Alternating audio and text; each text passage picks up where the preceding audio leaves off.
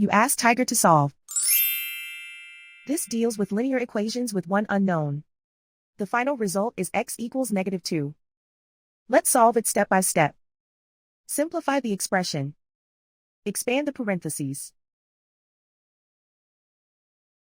Simplify the arithmetic.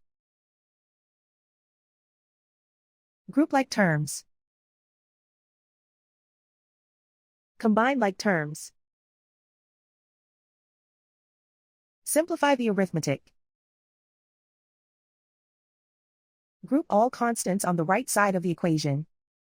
Subtract 6 from both sides. Simplify the arithmetic.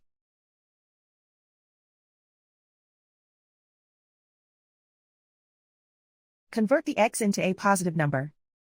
Multiply both sides by -1. Remove the ones. Simplify the arithmetic. And so the final result is x equals -2.